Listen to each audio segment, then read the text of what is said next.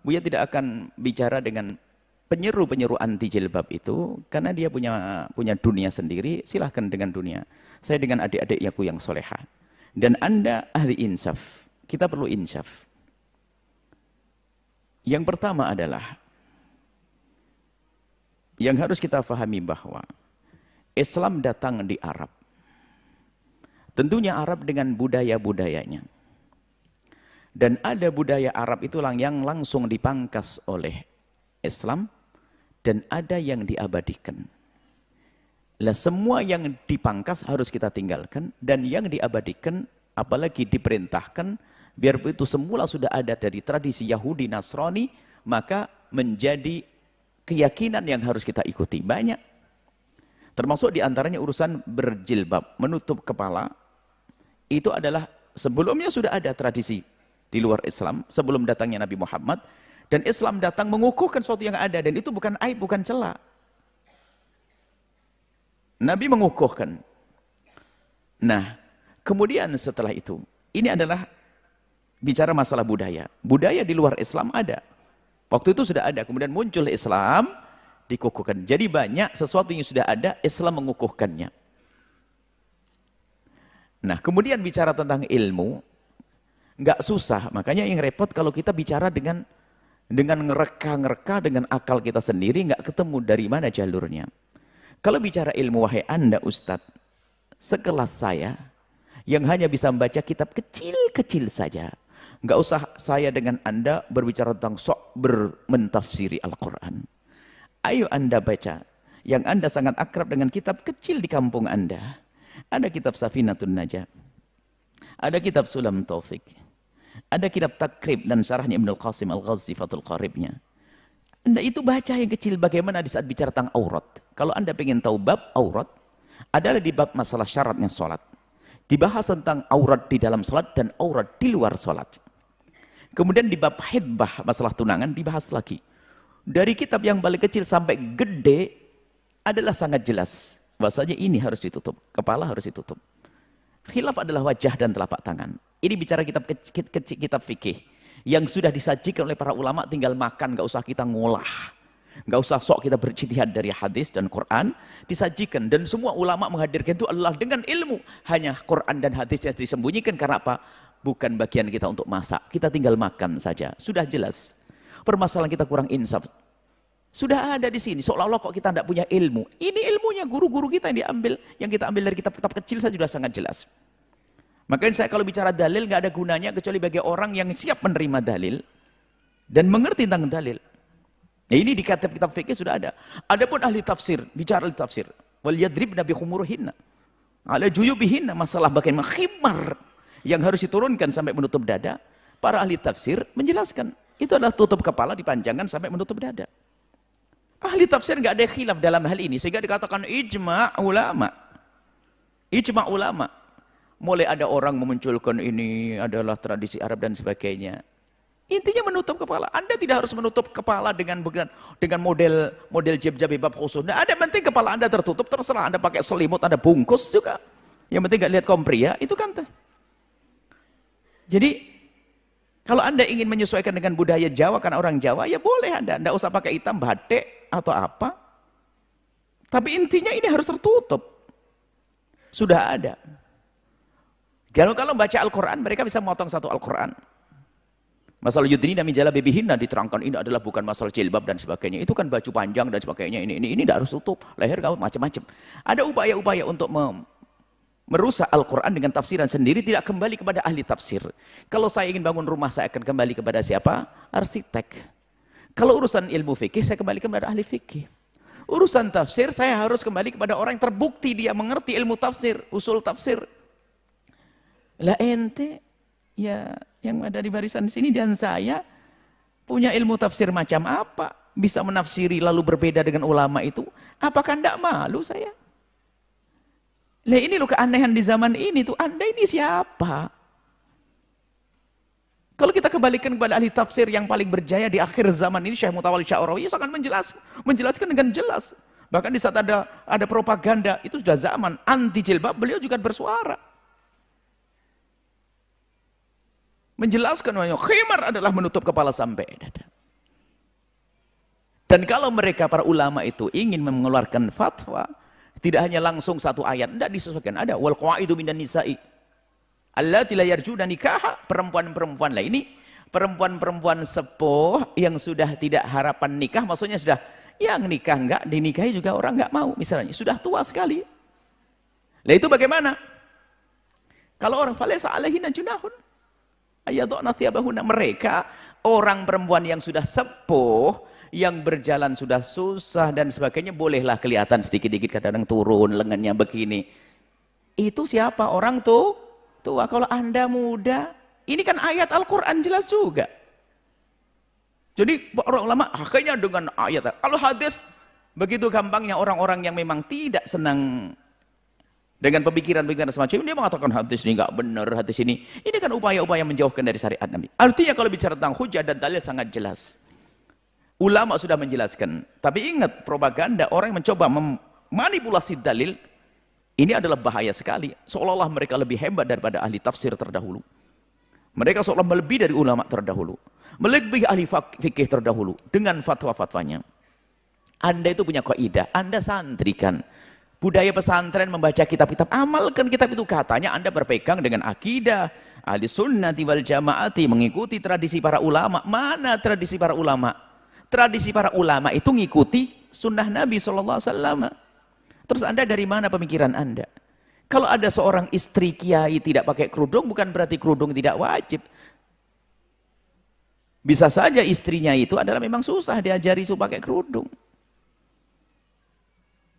Nah, jadi waspada, ini sangat jelas. Jadi kami tidak akan bicara, kami tidak berbicara dengan mereka yang menolak. Kami hanya rindu kepada adik-adikku. Awas, itu adalah bisikan godaan. Dan memang dalam segala kemuliaan yang kalian cari, pasti ada godaannya. Kalau tidak ada godaannya, tidak tinggi pangkatnya. Anda ingin hijrah adik-adikku yang solehah, dari pakai baju yang seronok, asal saja sekarang mulai berkerudung, tiba-tiba dengar fatwa semacam ini. Hati-hati, itu adalah bisikan daripada syaitan, daripada hawa nafsu. Awas, jangan engkau dengar, wahai adikku. Kami tidak berbicara dengan mereka.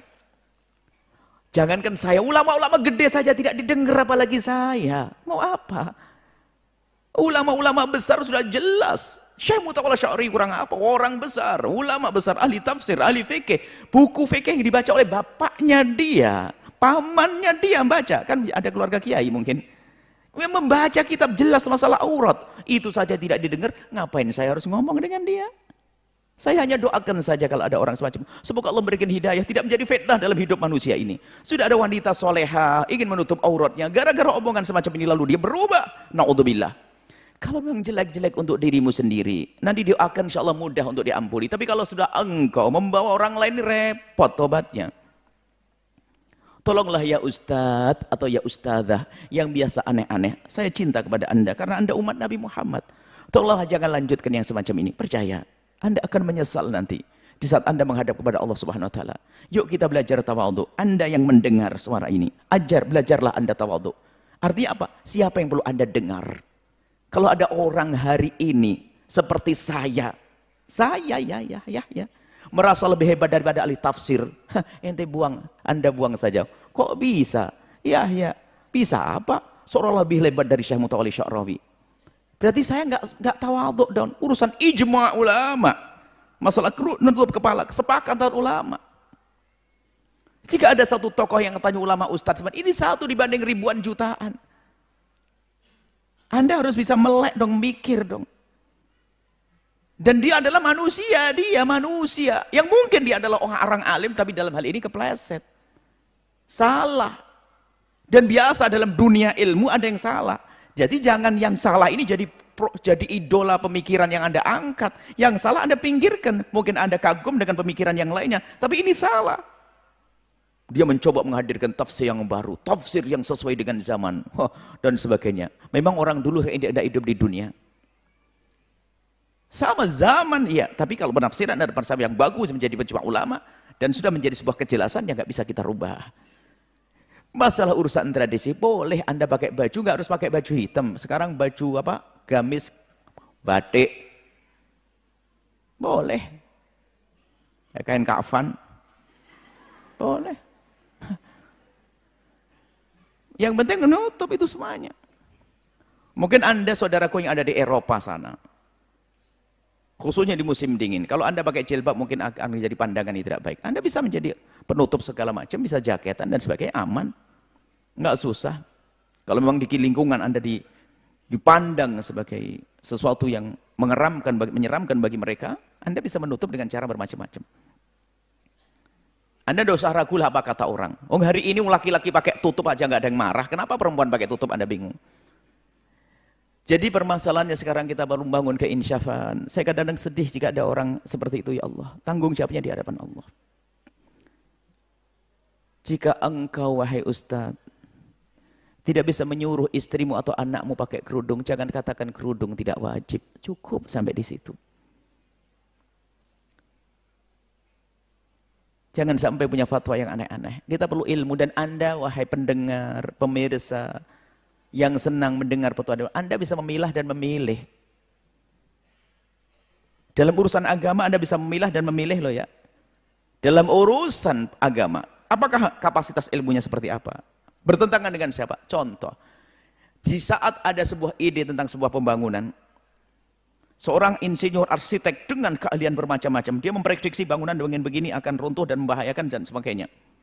Lalu saya, seorang ustadz, wah, tiba-tiba ustadz mengatakan, nggak apa-apa ini, bangunan semacam ini bebas. Karena Allah Maha Kuat. Anda percaya dengan arsitek atau saya? Arsitek bahaya, Anda tidak berani ke bawahnya, nggak roboh kata arsitek. Kenapa? Semua punya spesialisasi, punya bagian masing-masing. Jika urusan pembangunan jangan dengar saya dong. Dia saya sudah jadi ustadz belasan tahun, tolonglah. Jangan diatur wahai Pak arsitek. Lah, roboh nanti mati santri. Mohonlah semua harus tahu bagian masing-masing. Kita perlu insaf ternyata hari ini. Di saat saya sudah mulai bicara selain daripada yang saya ketahui, maka akan kehancuran. Jika sesuatu diberikan kepada bukan ahlinya, fantadhiris sa'ah, tunggu kehancuran. Dan kami himbau kepada, mungkin dia adalah seorang ustadzah yang sudah dibesarkan di masyarakat. Anda punya tanggung jawab di hadapan Allah. Nuhibbuki fillah. Kami mencintai Anda karena Allah. Tolong hentikan. Bahkan kalau seandainya Anda menarik omongan Anda hari ini, kemuliaan di akhirat luar biasa tidak bisa Anda kira-kira. Dan wahai Anda para ustadz yang saya cintai, yang ternyata Anda cenderung kepada fatwa anak ini, hari ini Anda tarik. Anda bersama para ulama, Anda akan bersama para ulama nanti. Jangan turuti hawa nafsu, akan berakhir kisah ini semua. Kalau sanjungan manusia di dunia nggak ada artinya kalau di akhirat kita disiksa oleh Allah. Seruan kami kepada beliau-beliau ini semacam ini, nggak perlu saya berdebat dengan mereka. Kenapa harus berdebat? Ulama sudah menjelaskan kok. Adapun adik-adikku, teruslah engkau wahai anakku. Anakku, hijrah tutup auratmu. Sempurnakan engkau dalam menutup aurat. Bertahap tentunya bagi yang mau hijrah. Sampai sempurna, sampai tertanam hijab sesungguhnya di dalam hatimu, yaitu rasa malu. Dan hati-hati, jangan sampai engkau yang belum menutup hijab, wahai anakku, belum menutup kerudung, cukuplah banyak istighfar. Bukan cukup banyak istighfar saja, maksudnya mulailah dengan memperbanyak istighfar, mohon ampun, ya Allah aku belum bisa mengenakan kerudung, ya Allah, istighfar yang banyak karena engkau melakukan dosa, semoga Allah mengampuni, dan setelah itu memudahkan dirimu untuk menutup aurat. Jangan sekali-kali engkau sombong lalu berkata begini, yang penting kan hatinya. Berarti Anda tanpa sadar merendahkan yang pakai kerudung. Kemudian setelah itu ada masalah menutup wajah dan telapak tangan, khilaf. Sebagian ulama mengatakan harus wajah ditutup di depan kaum laki-laki, telapak tangan harus ditutup. Sebagian lagi mengatakan bahasanya wajah dan telapak tangan tidak wajib ditutup. Ini ada perbedaan ulama dan ini perbedaan sesungguhnya. Kalau ini sepakat, baik, selesai. Setelah itu, jika engkau, adik-adikku, anakku, engkau melihat seorang muslimah belum menutup aurat, jangan direndahkan dia. Mungkin dia belum mengerti ilmunya atau dia terpengaruh dengan pemikiran yang salah tadi. Perlu diajak dengan halus. Bukan waktunya Anda merendahkan siapapun. Tapi waktunya kita menumbuhkan makna kasih sayang di hati kita. Jika ada saudari kita yang belum menutup aurat, doakan dan doakan, bukan dihinakan.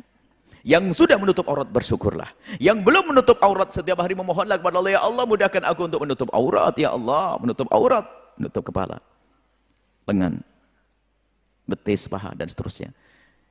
Kita perlu dengan kemuliaan, wahai anak-anakku semuanya. Ini adalah fitnah. Kalau ini bukan hal yang baru, sudah lama hal-hal seperti ini. Cuman sekarang muncul lagi. Biasanya muncul, ada lagi yang memunculkan, muncul, subhanallah.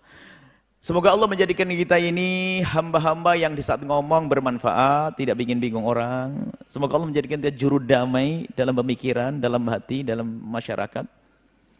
Semoga Allah memuliakan kita. Dan semoga Allah mengampuni saudara-saudara kita ahli la ilallah yang sampai saat ini salah berfikir, mengembalikan ke jalan yang Allah ridhai. Jangan sampai ada yang terus bablas dengan kesesatannya lalu masuk neraka, kita tidak rela. Semoga Allah mengampuni semuanya.